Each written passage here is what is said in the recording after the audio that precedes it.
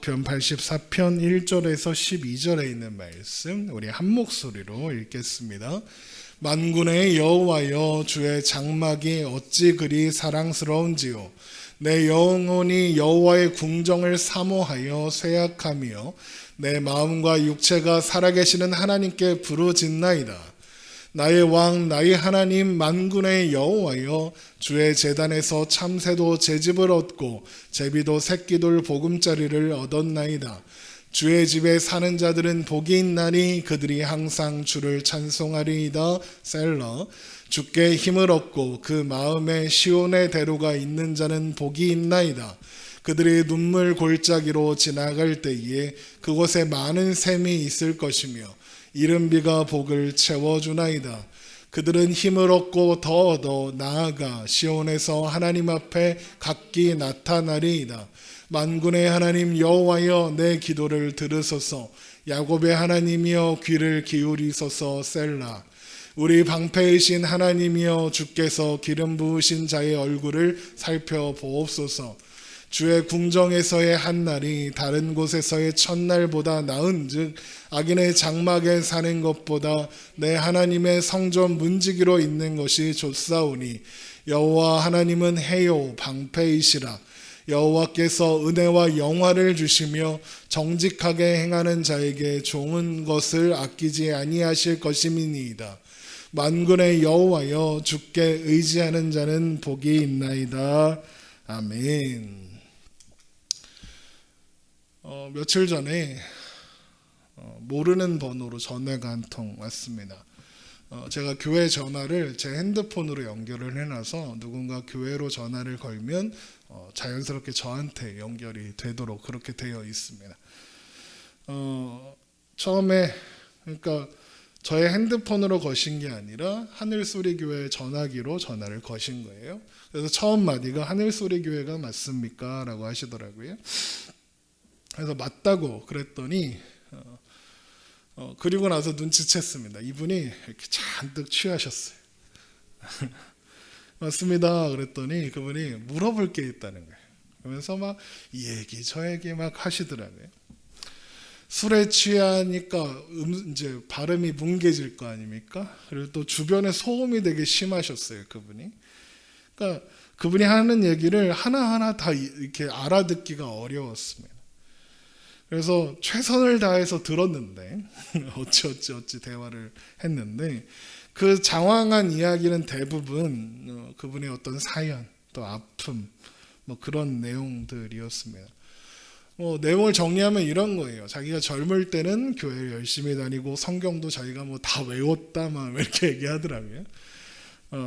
그랬는데 이제 자기가 다니던 교회 목사님한테 뭐 상처를 받은 일도 이야기하고, 근데 뭐라고 하는데 무슨 상처를 받았는지는 잘 모르겠어요.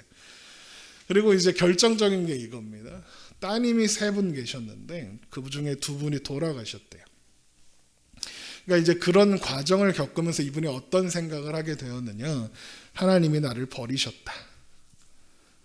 그리고 하나님이 나를 다시 받아주지 않을 거다라는 생각이 들었다는 거예요. 그런데 이게 이제 아마도 제가 이제 버스 정류장에서 전도를 시작하면서 버스 정류장이든지 아니면 이제 지나가는 길에든지 누군가 어떤 분에게 전도지를 드렸나 봐요. 그러면 맨날 비슷한 시간에 지나가니까 맨날 비슷한 분들에게 반복적으로 전도지를 드리게 되거든요. 그러니까 이분도 그 전화 온 날이 수요일이었어요. 그러니까 월요일, 화요일, 수요일 3번 전도지를 받으신 거죠. 근데 그 전도지를 받으면서 비타민을 씹으면서 그런 생각이 들었답니다. 하나님이 다시 한번 기회를 주시나? 이런 생각이 들었다는 겁니다. 그래서 뭐 그 얘기를 이제 간단하잖아요, 그렇죠? 이 얘기를 하고 또 하고 또 하고 또 하고 또 하고 그렇게 20분 넘게 통화를 했습니다. 그러면서 이제 주일이 되면 교회에 꼭 가겠습니다. 이렇게 말씀을 하시고 전화를 끊었죠. 이제 제 여기 설교문에 이렇게 써놨어요. 그분은 오늘 오셨을까?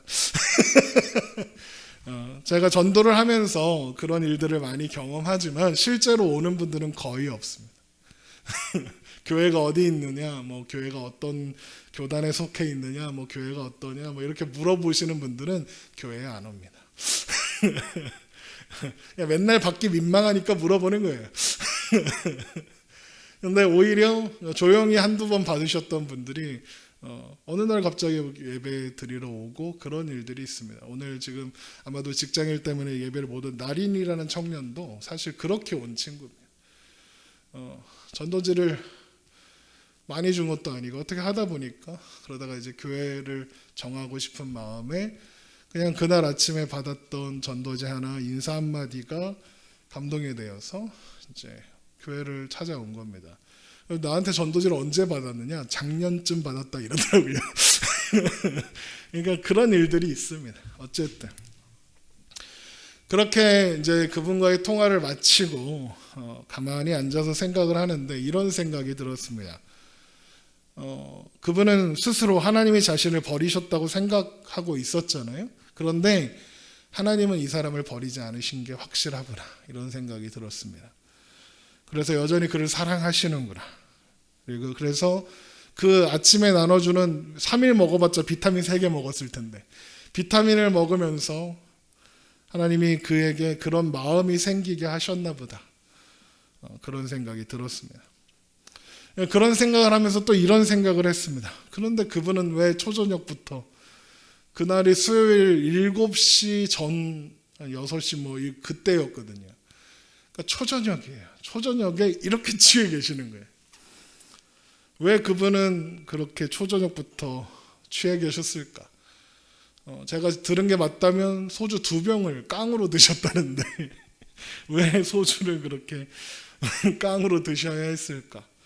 그리고 나서 왜 아침에 받았던 전도지에 있는 전화번호 전화가 진짜 조그맣거든요. 그래서 눈이 안 좋으신 분들은 잘 못 봐요. 근데 그 조그만 걸 보겠다고 이렇게 하셔갖고 전화를 하신 거예요.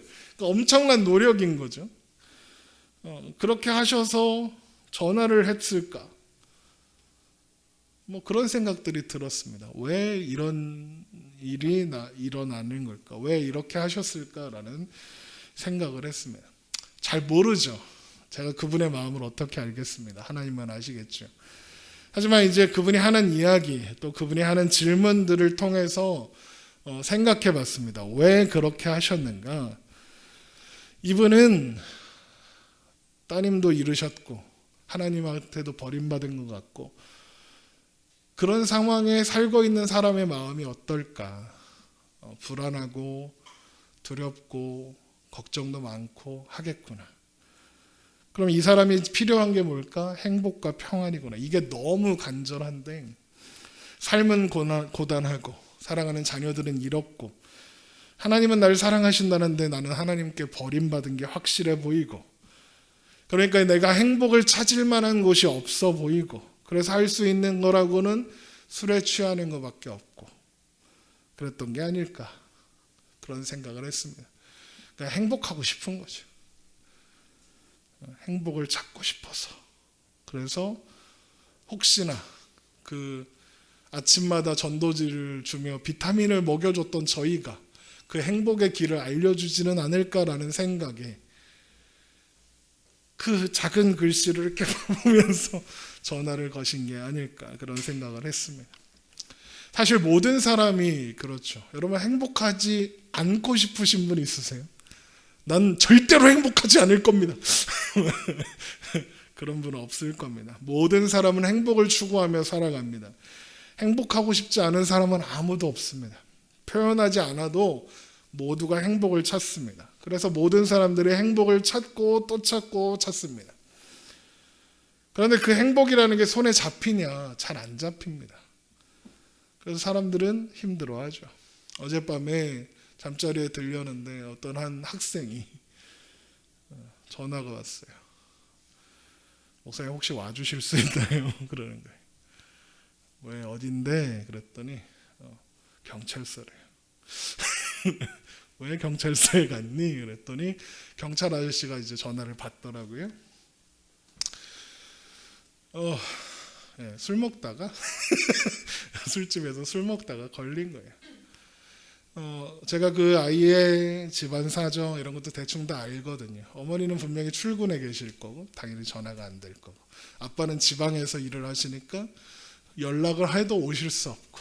근데 그렇게 이제 청소년이 술을 마시다 잡혀서 경찰서에 가면 어른이 와서 그 인계에서 뭐 인수, 내가 얘를 집에 잘 데려다 주겠습니다라는 약속을 하고, 그리고 그래야 집에 보내줘요.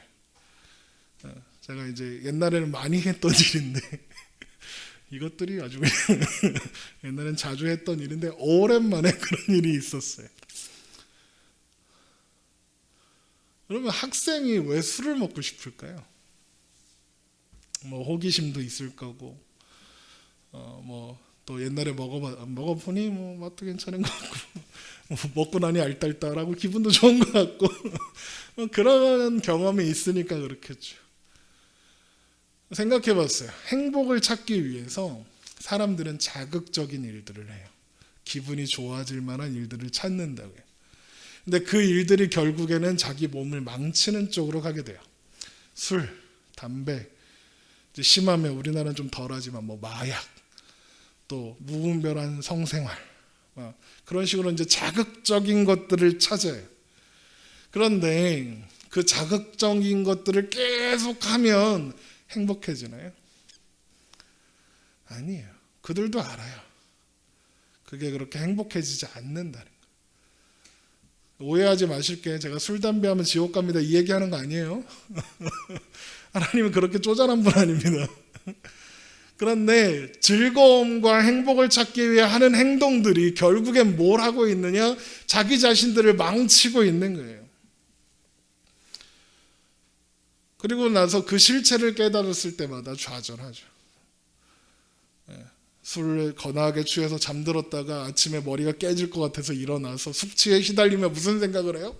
내가 또 술 먹으면 개다 그러죠. 그리고 다음날 술을 먹으면서 멍멍 이러면서 먹죠. 왜요? 그거밖에 즐거운 게 없으니까. 여러분, 그러면 행복이 뭔가요? 아까도 말씀드렸지만 제가 지난 월요일부터 이제 코로나19 때문에 2년 반, 거의 3년 가까이 중단했던 전도를 다시 시작했습니다.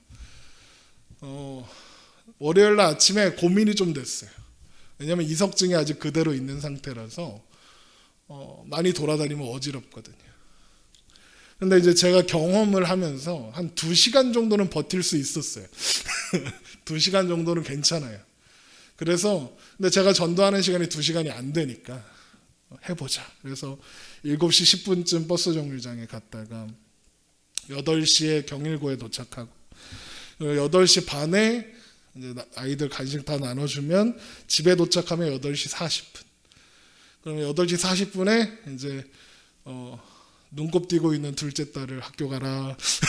그러면 아이는 학교 가고 저는 물 한 잔 마시고 이제 다시 교회 오고. 그래서 기도하고 또 이제 그 전도하면서 있었던 일들을 글로 써놓고, 그리고 이제 내일 올릴 메일 묵상을 녹음하고 또 이제 설교 준비를 하고 이런 일상을 삽니다. 몸이 괜찮으십니까? 라고 물으면 예, 여전히 어지럽습니다. 해롱거리고 있어요. 그래서 이게 어지러움이 심하면 밤에 두통이 심해집니다. 그래서 밤에 두통 때문에 잠을 이루기가 어렵고, 그래서 또 아침에 일어나는 게 어렵죠. 그런데 아침이 되면 벌떡 일어납니다. 아침에 일어나는 게 뭔가 모르게 즐거워졌습니다. 피곤한데 즐거웠습니다. 왜 마음이 즐거울까? 그런 생각이 들었습니다. 내가 그래 이거지. 그래 이게 내 자리지. 이게 내가 사는 방식이었지. 이런 생각이 드니까 행복했구나, 즐겁구나, 이런 걸 생각하게 됐습니다. 코로나19 이전에 그게 제 일상이었거든요. 너무나도 당연하고, 그리고 너무나도 힘들어도 너무나도 즐거운, 그게 제가 살던 일상이었거든요. 그러면서 그런 생각을 했어요. 행복이라는 게 대단한 게 아니라 일상을 사는 거구나. 일상에서 즐거운 일을, 일상에서 감사한 일을 찾는 것, 그게 행복이구나. 그런 생각을 들었습니다. 그래서 저는 지금도 어지럽지만 행복합니다. 때로는 내가 행복한 게 맞나 의심도 되지만 어쨌든 지금 현재는 행복합니다. 여러분이 있어서 행복합니다. 여러분도 행복하셨으면 좋겠습니다. 여러분, 오늘 우리가 읽은 말씀을 보면 시편 84편이죠. 그 시편마다 이제 제목이 붙어 있는데 시편 84편의 제목이 뭐예요? 고라 자손의 시, 인도자를 따라 깃딧에 맞춘 노래. 여기에서 중요한 건 이 시가 누구의 시예요? 고라 자손의 시입니다. 고라 자손, 고라의 후손들이라는 뜻이고 고라의 가문이라 이런 뜻입니다. 고라는 누구냐? 레위 지파에 속했던 사람입니다. 그러니까 레위 지파에 속한 고라라는 가문의 고라라는 사람의 가문의 어떤 자손들이 이 시를 썼다는 거예요. 근데 여러분, 고라가 누군지 아십니까? 누구죠? 유명한 나쁜 놈입니다. 들어보셨습니까? 고라가 누구냐? 모세가 이스라엘 백성들을 인도하여 갈 때 모세만 해먹는 게 너무 불만이어서, 야, 왜 너만 영광을 받고 왜 너만 지도자를 하냐? 나도 할 수 있다. 투표로 뽑아야지. 이러면서 이제 다른 그런 지도자들, 각 가문의 지도자들과 연계해서 모세의 지도권에 반항을 했다가 하나님한테 많이 혼난 그 사람입니다. 그래서 뭐 하냐면 이렇게 딱 그 아론의 지팡이 이렇게 박아놨더니 거기에 막 싹이 나고 막 그런 얘기가 고라 자손이 개겼을 때 있었던 일입니다. 그래서 모든 일이 판정이 나고 하나님은 어떻게 하시느냐? 땅이 갈라져 고라가 빠져 죽습니다. 그러니까 뭔가 부끄럽고 그런 역사를 가진 가문인 거죠. 그런데 이후의 역사를 한번 보니까 고라 가문이 멸문지화를 당한 건 아니었어요. 그리고 레위 지파로서 맡는 일이 빼앗기지도 않았어요. 야, 너희들 저 가갖고 어디 똑똑한이나 닦고 이렇게 안 했다고요. 그냥 하나님이 맡기신 일들을 계속했어요. 고라 자손은 이후에도 계속해서 레위 지파로 그 가문이 존속되었고, 그리고 성전에서 맡은 일들을 여전히 하고 있습니다.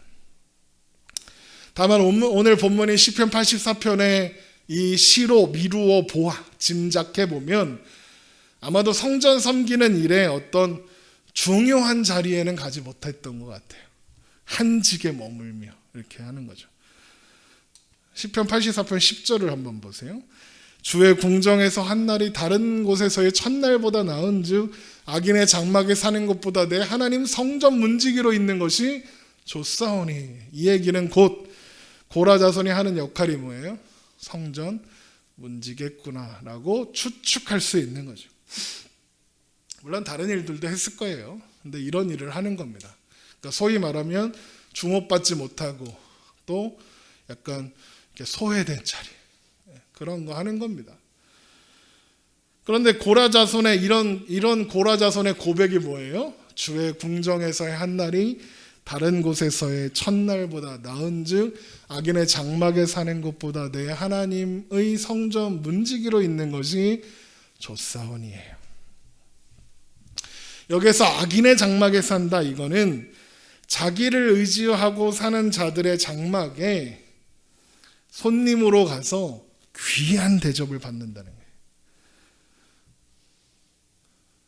여러분, 근데 사람들은 어떤 사람들을 귀한 손님으로 대접하고 존중하고 인정해 주죠?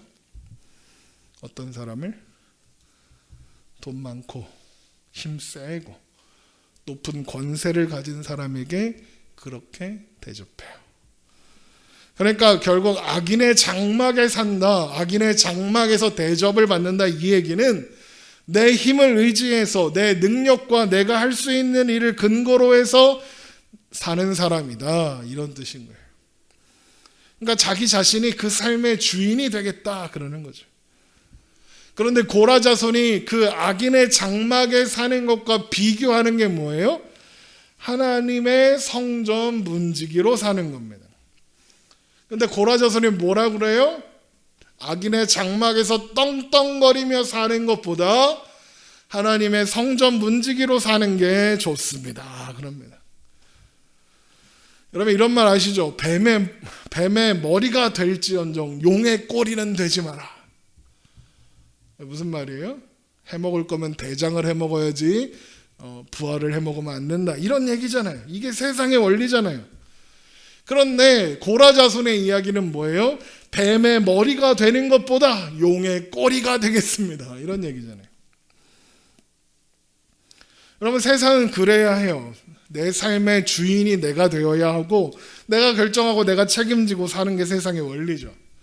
그래서 어떻게 해서든지 다른 사람보다 위에 올라가야 해요. 그게 세상이죠. 그래서 필요하면 기꺼이 남을 희생시킬 수도 있어요. 안 그러면 내가 죽으니까.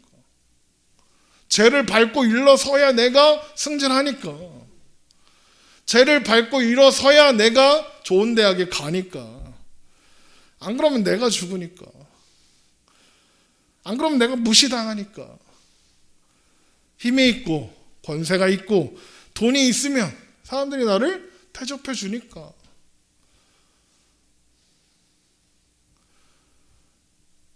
그래서 여기 악인의 장막에 거하는 자라는 건 자기가 필요한 것을 자기가 만들며 그걸 의지해서 사는 거예요. 악인이 필요한 게 뭐예요? 이 세상에서 쓰이는 거예요. 이 세상에 쓰이는 게 뭐예요? 힘, 돈, 권세 이거예요. 다 죄 짓는 데 쓰는 거죠. 악인의 장막에 사는 자들은 뭐 하는 거냐? 하나님 그런 거 필요 없다. 나는 필요하면 하나님도 이용할 거다. 내가 마음대로 할 거다. 내가 짱이다. 이렇게 사는 사람들인 거예요. 로마서 1장 28절 또한 그들이 마음에 하나님 두기를 싫어하며 하나님께서 그들을 그 상실한 마음대로 내버려 두사 합당하지 못한 일을 하게 하셨으니 곧 모든 불의, 추악, 탐욕, 악의가 가득한 자요, 시기, 살인, 분쟁, 사기, 악독이 가득한 자요, 수군수군하는 자요, 비방하는 자요, 하나님께서 미워하시는 자요, 능욕하는 자요, 교만한 자요, 자랑하는 자요, 악을 도모하는 자요, 부모를 거역하는 자요, 우매한 자요, 배약하는 자요, 무정한 자요, 무자비한 자라. 그들이 이 같은 일을 행하는 자는 사형에 해당한다고 하나님께서 정하심을 알고도 자기들만 행할 뿐 아니라 또한 그런 일 행하는 자들을 옳다 하느니라. 악인의 장막에 사는 사람들은 하나님을 그 마음에 두기를 싫어했대요. 그래서 하나님이 그냥 내버려 뒀다는 거죠. 그랬더니 모든 불의, 추악, 탐욕, 악의, 사기, 시기, 살인, 분쟁, 사기, 악독이 가득하고 수군수군하고 비방하고 하나님께 미움을 받고 능욕하고 교만하고 자랑하고 악을 도모하고 부모를 거역하며 우매하고 배약하고 무정하고 무자비한 존재로 살더래요. 그게 세상의 모습이죠. 이게 악인의 장막에 사는 사람의 모습이에요. 그러니까 악인의 장막에 거하는 자의 핵심이 뭐냐? 하나님과 상관없이 살겠다는 거예요. 심지어 그 결국이 그 마지막이 사형, 죽음, 영원한 사망 밖에 없는 줄 알면서도 하나님 그게 뭐야? 먹는 거야? 하나님 그딴 거 필요 없어 이러면서 사는 거예요. 그런데 하나님 성전 문지기는요, 하나님 성전 문지기는 악인의 장막에 사는 사람들과 뭐가 다를까요? 하나님 성전 문지기로 있는 사람은 그가 비록 문지기이지만 하나님의 성전에 속해 있는 사람이에요. 그러니까 하나님의 집에 속한 사람이에요. 문지기지만 하나님으로부터 하나님 집에 소속된 사람은 뭐가 다를까요? 여러분 어떤 회사에 다니면 그 회사 월급 누가 줘요? 그 회사 대빵해 줄 거 아니에요. 그렇죠? 하나님에 속한 사람은 그 사람에게 필요한 거 누가 줘요? 하나님이 주시는 거예요. 하나님으로부터 필요한 걸 얻는 거예요. 그러면 하나님의 문지기로 있는 게 좋다. 이게 무슨 말이냐? 내가 필요하다고 생각하는 거, 내가 필요하다고 생각하는 것, 얻어야 하겠다고 생각하는 게 다 하나님께 있는 거다. 이런 의미죠.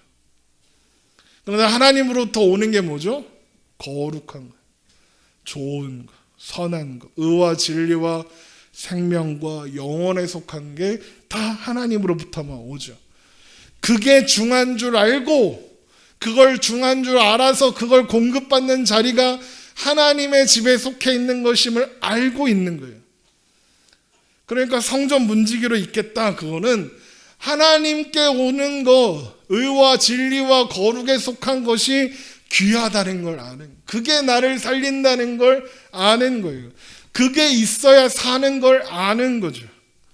그러니까 문지기여도 괜찮으니까 어떻게 해서든지 하나님 옆에 붙어 있겠습니다. 그러는 거예요. 그래서 시편 84편에 이런 고백이 나오는 거예요.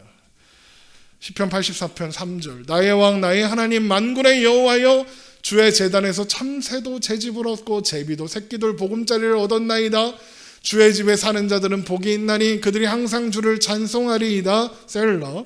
주께 힘을 얻고 그 마음에 시온에 데려가 있는 자는 복이 있나니라. 또 10절, 주의 궁정에서의 한날이 다른 곳에서의 첫날보다 나은즉 악인의 장막에 사는 것보다 내 하나님의 성전 문지기로 있는 것이 좋사오니 여호와 하나님은 해요 방패이시라. 여호와께서 은혜와 영화를 주시며 정직하게 행하는 자에게 좋은 것을 아끼지 아니하실 것임이니이다. 만군의 여호와여, 주께 의지하는 자는 복이 있나이다. 고라자손의 고백의 핵심이 이거예요. 주께 의지하는 자는 복이 있다. 하나님께 속한 자에게 복이 있다. 이거예요. 11절부터 다시 읽어볼게요. 우리 한 목소리를 읽습니다. 시작. 여호와 하나님은 해요 방패이시라. 여호와께서 은혜와 영화를 주시며 정직하게 행하는 자에게 좋은 것을 아끼지 아니하실 것임이니이다. 만군의 여호와여, 주께 의지하는 자는 복이 있나이다. 여러분, 이게 기가 막힌 고백입니다. 하나님께 의지하는 자에게 복이 있다. 무슨 말이에요? 하나님께 의지하는 사람이 행복하다 그러는 거예요. 행복이 어디로부터 시작되고 무엇으로 채워지느냐? 하나님으로부터 시작되고 하나님으로만 채워진다. 하나님 안에 있고 하나님을 의지하고 사는 자에게 행복이 있다. 왜요?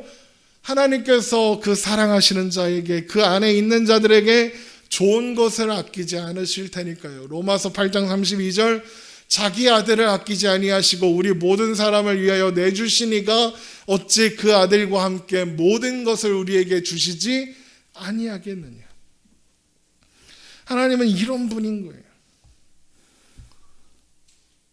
그래서 고라 자손이, 고라가 살았을 때는 하나님께 죄를 지어서 얻어 터졌지만 이제는 오히려 그 일이 교훈이 되어서 하나님 앞에 사는 게 복이구나, 그거를 고라 자손들이 대대로 그렇게 알고 그렇게 고백하며 살게 되었다는 거예요. 악인의 장막에서 주인이 되어 떵떵거리며 사는 것보다 다른 사람들 보기에는 초라해 보일지 몰라도 하나님 안에 있는 것, 하나님 문지기로 있는 것, 그게 훨씬 더 그 무엇과도 바꿀 수 없는 만큼 좋은 겁니다 그러는 거예요. 그게 고라자손의 고백이에요. 여러분, 마태복음 15장을 보면 이런 말씀이 있어요. 가나안 여인이 예수님께 와서 귀신 들린 딸을 고쳐주세요 라고 하는 장면이 나와요. 근데 이 말씀을 보면 좀 의아한 내용이 나와요. 한번 볼게요. 마태복음 15장 21절. 예수께서 거기서 나가사 두로와 시돈 지방으로 들어가시니 가나안 여자 하나가 그 지경에서 나와서 소리질러 이르되 주 다윗의 자손이여 나를 불쌍히 여기소서, 내 딸이 흉악하게 귀신 들려 있나이다 하되 예수는 한 말씀도 대답하지 아니하시니 제자들이 와서 청하여 말하되 그 여자가 우리 뒤에서 소리를 지르오니 그를 보내소서. 예수께서 대답하여 이르시되 나는 이스라엘 집에 잃어버린 양 외에는 다른 데로 보내심을 받지 아니하였노라 하시니 여자가 와서 예수께 절하며 이르되 주여 저를 도우소서. 대답하여 이르시되 자녀의 떡을 취하여 개들에게 던짐이 마땅하지 아니하니라. 여자가 이르되 주여 올소이다마는 개들도 제 주인의 상에서 떨어지는 부스러기를 먹나이다 하니 이에 예수께서 대답하여 이르시되 여자여 내 믿음이 크도다 내 소원대로 되리라 하시니 그때로부터 그의 딸이 나으니라. 여러분 이 말씀 좀 이상하지 않아요? 예수님이 처음에는 냉담해요. 차가워요. 관심을 안 보여요. 그러다가 여자가 어떤 깊은 믿음을 막 드러내니까 그 후에 고쳐주시는 거예요. 마가복음 7장에 가면 이 여인을 헬라이니오 수로보니게 여인이라고 기록하고 있어요. 그 여자는 헬라이니오 수로보니게 족속이라 자기 딸에서 귀신을 쫓아내주기를 간구하거늘. 여기서 수로보니게라는 게 무슨 말이냐면 수리아에 속한 베니게 사람이란 뜻인데 이게 이제 지리학적인 명칭으로 보면 시리아에 속한 페니키아 사람이다 이런 뜻이에요. 근데 거기가 알렉산더 때 그리스의 지배를 받았던 때라서 받았던 지역이라서 사람들은 그 지역 사람들을 헬라인이라고 불렀어요. 그런데 실제로 이 여인의 출신지와 그 지역을 고려하면 그가 살았던 지역은 가나안 지역이라서 가나안 여자 이러는 겁니다. 어쨌든 예수님께서 그녀에게 뭐라고 해요? 개라 그랬어요. 개. 그럼 예수님이요 아무리 이방 여인이라 그래도 예수님을 찾아온 도움을 구하러 찾아온 여인에게 그것도 예수님이 개 이런 거예요. 요즘 별별 욕이 다 있죠. 그런데 그 중에 제일 자주 사용하는 욕이 뭐예요? 야 이 개 삐리리야 이러는 거잖아요. 사람한테 야 이 개 삐리리야 그러면 나빠요. 기분이 나빠요. 왜요? 난 엄마 아들인데 왜 개 삐리리라 그래? 이제 이런 생각이 드는 거죠. 그런데 예수님이 가나안 여인에게 뭐라 그러는 거예요? 야 이 개야 그러는 거예요. 이상하지 않아요? 그런데 더 놀라운 게 있어요. 그게 뭐냐? 이 가나안 여인의 반응이에요. 이 여자가 뭐라고 대답하냐? 마태복음 15장 27절 여자가 이르되 주여 올소이다마는 개들도 제 주인의 상에서 떨어지는 부스러기를 먹나이다. 여러분 이거요 보통 고백이 아니에요. 이 여인은 뭘 인정하는 거예요? 맞습니다. 저 개입니다. 그러는 거예요. 나를 개라고 취급받는 게 당연합니다. 그래도 괜찮습니다. 그러는 거예요. 왜요? 왜 자기가 개라고 부르는 그 사람한테 엎드려서 네 제가 개입니다 그러나요? 사는 길이 그것밖에 없는 걸 아니까요. 그게 살 길이라는 걸 알아서요. 그게 자기의 딸을 고칠 수 있는 유일한 방법이라는 걸 아니까요. 뭐요? 예수님 앞에 있는 거예요. 하나님 안에 있는 거. 설사 그 앞에서 개가 된다 해도 하나님 앞에 있는 게 사는 길이다라는 걸 알고 고백하는 거예요. 오늘 본문의 고라자손의 표현을 빌리자면 하나님의 집에 개가 되는 게 좋습니다. 그러는 거예요. 하나님께서 그러시지 않겠지만 야 너 꺼져 너 이 개삐리리야 이렇게 해도 그래도 하나님 집에 붙어 있겠다는 거예요. 저 옛날에 시골 할머니 집에 키우던 강아지가 있었어요. 근데 그 강아지가 이렇게 사람만 막 꼬리를 막 흔들어요. 그러면 이제 막 올 거 아닙니까? 그럼 우리 아버지가 야 이 똥개 절로 가 그러면 뻥 차요. 그럼 그 개가 어떻게 할까요? 이래요. 그런 다음에 어떻게 하는 줄 아세요? 또 와요. 또 자기 걷어찬 사람한테 온다고. 왜 와요? 그 사람이 밥 주거든요. 그거예요. 이방 여인이 예수님 앞에 와서 개 취급을 받는데요. 그런데 예수님께 은혜를 구하며 나아가는 거예요. 왜요? 그게 사는 길이니까. 어쨌든지 간에 하나님 안에 머물러 있는 게 사는 길이니까 그러는 거잖아요. 그런데 예수님이 뭐라 그래요? 나는 이스라엘의 자녀들을 위해 보냄을 받았다 그러시잖아요. 근데 걔네들은 어떻게 하죠? 유대인들은 어떻게 해요? 하나님의 백성이라는 유대인들은 어떻게 하죠? 예수님을 배척해요. 하나님의 선택된 민족이라고 했던 그들은 예수님을 멀리했어요. 왜 멀리했을까요? 왜 예수님이 싫었을까요? 그들은 예수님이 십자가를 지러 오신 게 싫은 거예요. 왜 예수님께서 십자가를 지는 게 싫었냐? 예수님께서 십자가를 짐으로써 하나님의 자녀가 된다. 이걸 인정할 수 없는 거예요. 왜 그걸 인정할 수 없느냐? 유대인들이 바라는 건 악인의 장막에서 대장 노릇하는 거였으니까. 그래서 그들에게 필요한 메시아는 다윗이었어요. 정복군주. 자신들의 우월감을 만족시키고 저들의 자존심을 만족시켜줄 힘이었어요. 로마를 물리치고 다윗의 왕국을 재건할 다윗과 같은 메시아. 자신들의 욕심을 채워줄 존재를 바라고 기대했어요. 그들은 영적으로 자기가 고쳐져야 된다고 생각을 안 했어요. 그래서 하나님께서 기뻐하시는 사람으로, 하나님께서 주시는 신령한 것으로 채우는 일에는 관심이 없었다고요. 대신 뭘 바랬느냐? 힘을 원했더라고요. 근데 예수님은 힘을 줄 메시아가 아니었던 거예요. 그래서 죽이는 거예요. 너는 메시아가 아니다 그러는 거예요. 그러면 여러분, 우리는 오늘날 기독교인으로 신자로 사는 우리들은 어떨까요? 우리의 시선은 어디에 향해 있나요? 악인의 장막, 하나님의 성전 문지기. 얼마 전에 국민일보 기사를 보니까 이런 기사가 났어요. 국민 4명 중 3명은 기독교에 대한 호감이 없는 것으로 나타났다. 반면 천주교와 불교에 대한 호감은 개신교보다 3배 가까이 더 큰 것으로 나타났다. 4월 27일 기사예요. 이 기사 이제 이게 뜨고 나니까 막 페이스북이나 SNS에 막 목사님들이 난리가 났어요. 기독교가 이 지경이 되다니 막 이러면서, 그러면서 뭐라는 줄 이게 다 문재인 때문이다.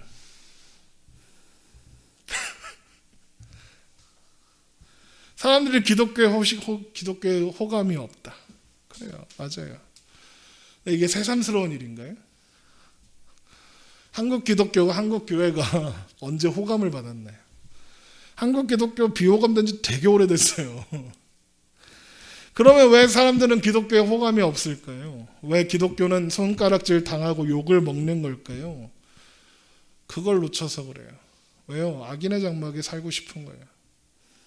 성전 문지기로 있는 게 좋사오니 이거를 놓친 거예요.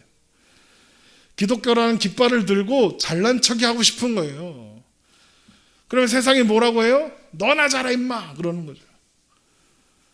기독교는 근데 혼자 거룩하고 혼자 막 잘나서 세상을 정죄하고 심판하고 막 그러는 거예요. 자기 주제도 모르고 하나님 없으면 아무것도 아니면서 까부는 거예요. 그걸 못 깨닫고 세상을 향해서 떵떵거리고 싶은 거예요. 그래서 뭘 합니까? 영향력을 만들려고 해요. 힘을 만들려고 해요. 옛날에는 선한 이미지로 그걸 해먹으려고 했는데 이제 그게 다 들통이 나가지고 안 되니까 정치 세력, 경제 세력 이런 거랑 손잡는 거예요. 왜 그럴까요? 그거 다 쓸데없는 짓인데 왜 그런 짓을 할까요? 세상이 무시하는 게 싫었어요. 기독교가 말하면 그게 옳으니까 아이고 얼마나 옳은 말씀이십니까? 네 그렇습니다. 이래야 되는데 세상이 안 들어줘. 무시를 해. 그러나 그럴수록 기독교에 대한 호감도는 떨어지죠. 기독교가 악인의 장막의 주인이 되고 싶은 거예요. 그래갖고 자꾸 자기들이 한국 교회를 대표한다고 자꾸 단체를 만들어요. 한국 교회를 대표한다고 자처하는 단체가 3개나 있어요. 한기총, 한교총, 또 뭐더라? 뭐 이렇게 해서 있어요. 3개나 있어요. 다 지들이 한국 교회를 대표한대. 웃기고 있네. 내가 언제 대표하라고 걔네들한테 시켰나? 부탁도 안 했는데. 기독교는 그렇게 세력을 펼쳐서 힘을 써서 세상에 영향력을 미치는 사람들이 아니에요. 예수님이 뭐라 그러셨어요? 빛과 소금이 되어라 그러셨잖아요. 여러분 햇살이 뜨거울 때 나무 아래에 들어가면 어때요? 시원해요. 그게 빛과 소금이에요. 나무는 아무도 고맙다 안 해줘도 그늘을 만들어줘요. 그 자리에 그냥 서 있어요. 제가 나무 그늘에 햇빛을 피하는데 나무가 한 번도 저한테 야 이렇게 시원하게 해줘서 고맙지? 돈 내. 그렇지 않았어요. 한 번도 그런 적이 없어요. 여러분 그게 빛과 소금이에요. 그냥 존재하는 거예요. 그런데 오늘 기독교인들은 그게 듣고 싶은 거예요. 고맙다. 네가 짱이다. 역시 당신들 최고다. 세상에서 왕이 되고 싶은 거예요. 아니요. 세상에서 왕이 되면 안 돼요. 그냥 하나님 앞에서 개 한 마리면 돼요. 내 삶의 주인 되시는 하나님을 없으면 난 죽어요. 이렇게 고백하면서 하나님한테 붙어 있는 거예요. 하나님 주시는 것 말고는 내가 살 방법이 없어요. 하나님 없으면 나는 안 돼요. 이거 하는 거예요. 여러분 주인이 되려고 하지 마세요. 여러분 주인이 아니에요. 여러분 교회의 주인은 누구예요? 목사예요? 우리들이에요? 예수님이잖아요.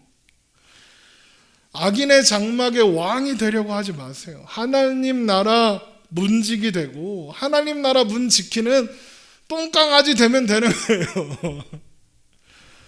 막 품종 좋은 막 그 멍품 막 셰파드 이런 거 그런 거 꿈도 꾸지 마세요. 똥개 괜찮아. 하나님이 밥 주는 똥개 얼마나 행복해. 개 안 되면 닭 병아리라도 괜찮아. 하나님 안에만 있으면 괜찮아. 그죠? 하나님 나 비둘기 취급하셔도 괜찮으니까 하나님 나라에만 있게 해주세요. 그러면 되는 거예요. 시편 84편 10절 주의 궁전에서의 한 날이 다른 곳에서의 첫날보다 나은즉 악인의 장막에 사는 곳보다 내 하나님의 성전 문지기로 있는 것이 좋사오니 여호와 하나님은 해요 방패이시라. 여호와께서 은혜와 영화를 주시며 정직하게 행하는 자에게 좋은 것을 아끼지 아니하실 것임이니라. 만군의 여호와여 주께 의지하는 자는 복이 있나이다. 여러분 여기에서 뭘 자랑하겠어요? 여러분 시골에서 키우는 똥개가 말을 할 수 있다고 생각하고 지들끼리 말을 한다고 합시다. 그럼 똥개가 뭘 자랑할까요? 나 똥개다 이러면서 자랑할까요? 네? 걔는 아마 나 오늘 아침에 갈비 먹었다? 이런 거 자랑하겠죠. 우리 주인이 나한테 갈비 줬자 우리 주인 짱이지? 분명히 그거 주면서 걷어찼는데 그래도 우리 주인 짱이다? 이러면서 자랑할 거 아니에요. 우리가 자랑할 게 그거밖에 없는 거예요. 하나님 안에 있다. 나 하나님한테 밥 얻어 먹는다? 나 하나님 안에 사는 사람이다? 그러는 거예요. 고린도전서 1장 12절 하나님의 지혜에 있어서는 이 세상이 자기 지혜로 하나님을 알지 못하므로 하나님께서 전도에 미련한 것으로 믿는 자들을 구원하시기를 기뻐하셨도다. 유대인들은 표적을 구하고 헬라인은 지혜를 찾으나 우리는 십자가에 못 박힌 그리스도를 전하니 유대인에게는 거리끼는 것이요 이방인에게는 미련한 것이로되 오직 부르심을 받은 자들에게는 유대인이나 헬라인이나 그리스도는 하나님의 능력이요 하나님의 지혜니라. 하나님의 어리석음이 사람보다 지혜롭고 하나님의 약하심이 사람보다 강하니라. 형제들아 너희를 부르심을 보라. 육체를 따라 지혜로운 자가 많지 아니하며 능한 자가 많지 하며 문벌 좋은 자가 많지 아니하도다. 그러나 하나님께서 세상에 미련한 것들을 택하사 지혜 있는 자들을 부끄럽게 하려 하시고 세상에 약한 것들을 택하사 강한 것들을 부끄럽게 하려 하시며 하나님께서 세상에 천한 것들과 멸시받는 것과 없는 것들을 택하사 있는 것들을 폐하려 하시나니 이게 우리들이잖아요. 세상에 천한 것들, 멸시받는 거, 없는 거, 지혜 없는 미련한 거, 세상에 약한 거, 그게 다 우리잖아요. 왜 그렇게 하시느냐? 고린도전서 1장 29절 이는 아무 육체도 하나님 앞에서 자랑하지 못하게 하려 하심이라. 십자가 복음으로 말미암아 우리는 이제 하나님과 함께 있는 자가 되었고 이제 하나님께서 주시는 것들만 살 수 있다는 걸 고백할 수 있는 그런 사람이 된 거예요. 그러니까 이제 내 상황은 보이지 않는 거예요. 내 문제, 나의 약함, 나의 미련함은 더 이상 문제가 되질 않는 거예요. 여러분 고라자손 보세요. 그 사고를 치고도 남아 있잖아요. 하나님 성전 문지기 하고 있잖아요. 그러니까 우리의 미련함, 약함 문제가 안 돼요. 그래서 도저히 감사할 수 없을 것 같은 상황에서도 감사할 수 있고, 도저히 행복할 수 없을 것 같은 상황에도 행복할 수 있는 거예요. 하나님 나 버리신 거 아닌가? 난 하나님이 나한테 기회를 주실 리가 없어. 그런 생각을 하고 있는 그 순간조차도 하나님은 그 사람을 포기하지 않으신다. 왜요? 하나님 안에 있는 사람이니까요. 그걸로 됐어요. 그걸로 충분해요. 그게 설사 하나님 성전 문 앞에서 지키는 똥개 한 마리라 해도 행복하다. 왜요? 하나님과 함께 있으니까. 혹시 자존심 상하시나요? 똥개라 그래서 개 한 마리라서 기분 나쁘신가요? 여러분 사실 그럴 필요 없죠. 왜요? 하나님이 우리를 개로 대접하지 않으시잖아요. 하나님 우리를 뭐라고 하세요? 우리를 천대하시나요? 아니잖아요. 우리를 하나님의 자녀라고 하시잖아요. 내 사랑하는 아들, 내 사랑하는 딸이라고 그러시잖아요. 우리는 하나님 성전 앞 문지기, 성전 앞에서 지키는 똥개 한 마리여도 족한데 아들이래, 딸이래, 자녀래. 이 사랑이 얼마나 놀라워, 이 은혜가 얼마나 놀라워요. 우리는 그 놀라운 사랑에 감격하며 사는 거예요. 그 사랑으로 행복을 찾는 거예요. 그래서 우리는 행복할 수 있는 거예요. 요한복음 1장 12절 영접하는 자 곧 그의 이름을 믿는 자들에게는 하나님의 자녀가 되는 권세를 주셨으니 이는 혈통으로나 육정으로나 사람의 뜻으로 나지 아니하고 오직 하나님께로부터 난 자들이니라. 뭐라고요? 혈통이나 육적으로나 사람의 뜻으로가 아니라 오직 하나님께로부터 나왔다. 하나님의 뜻으로, 하나님의 은혜로 우리는 예수 그리스도를 영접하고 그 이름을 믿어 하나님의 자녀가 되는 권세를 받았다. 그렇게 우리는 하나님의 자녀고, 우리는 그렇게 하나님 안에 사는 거예요. 하나님 나라 백성인 게 자랑이고 하나님의 자녀인 게 자랑인 거예요. 여러분 악인의 형통함에 무너지지 마세요. 그들의 결국이 무엇인지 우리는 너무 잘 알아요. 히브리서 9장 27절 한 번 죽는 것은 사람에게 정해진 것이요 그 후에는 심판이 있으리니.